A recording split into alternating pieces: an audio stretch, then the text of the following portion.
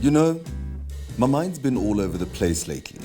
I'm a nostalgic type of guy, and some things just stick, don't they?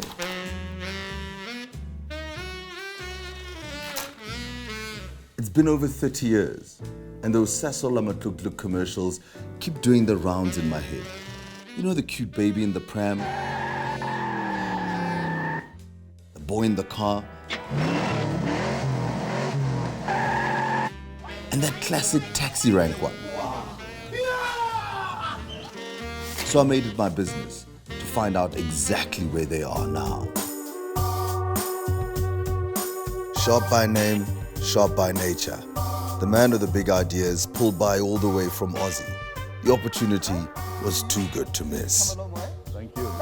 Good to have you in the country once again. I was neat, clean, and ready to roll. I was everything a well-dressed presenter ought to be. I was sitting for an interview.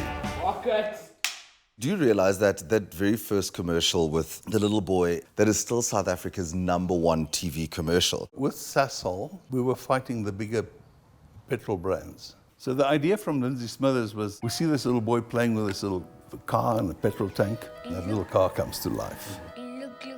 For director Les Sharp, casting the right kid was paramount.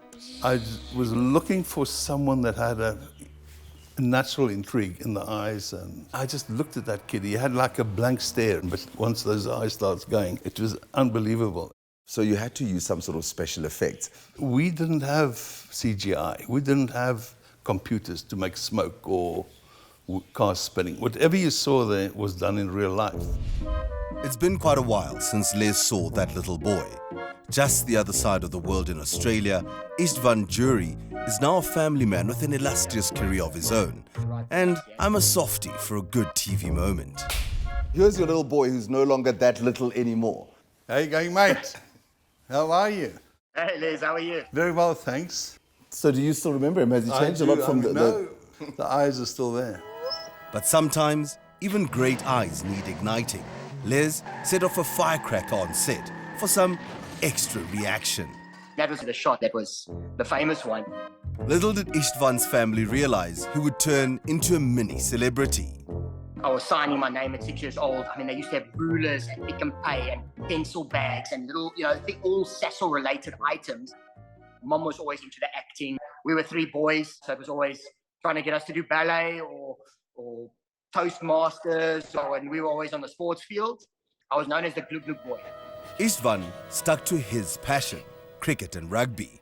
Rugby, I almost cracked it, and then actually had a back injury. So I was a professional coach for 8 years. That's why I was in the Netherlands and down in France at Montpellier. Then got an opportunity to come to Australia at one of the universities to coach. Good-natured, bubbly, the boy, now known as Ish, has 2 children of his own.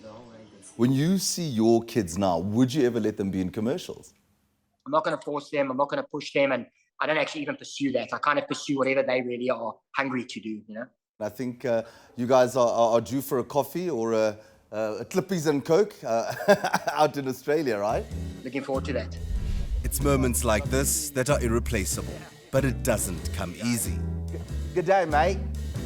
As in the case of the baby in the pram. The word on the street is Boy Blue is still in town, and he's got a new set of wheels. Apparently, he's keeping a low profile. Is that the little boy? That's a little boy. And that's what the boy looks like today. We just battled finding also that cute little face. This little girl came to the set with a little blue jacket on, and I thought, well, no one's going to know it's not a boy. The couple playing Oma and Opa were famous actors of the 50s, the late Echard van der Hoeven and Talana Hannekom, whose memory lives on. Waar gaat hij heen? Zeker niet ver. Name? Sasol. Sorry, how do you spell it? Glug-Glug. And one might have thought that would be the amaGlug-Glug opus. Cricket boys. Sorry, Hansi. Sorry, boys. Next time. But the campaign creators had plenty more where that came from. amaGlug-Glug. amaGlug-Glug. I had to meet this guy. He's made it big. He wears success like most men wear slippers. Desmond Dube, a familiar name for South Africans from his roles in Suburban Bliss, Joburg Blues, Hotel Rwanda, and that list goes on. So Des, I've got a surprise for you. 30 years later. How are you, sir? You're still looking good, man. Morena, windy. The year was 1996, and South African sport was flying high. We won everything except the cricket. We really wanted to get into the hearts of taxi drivers. And the day I saw you at the casting, it was just a no-brainer. It was just... I have a better story. All I saw was people who looked like models and ballet dancers, and I made a U-turn and I left.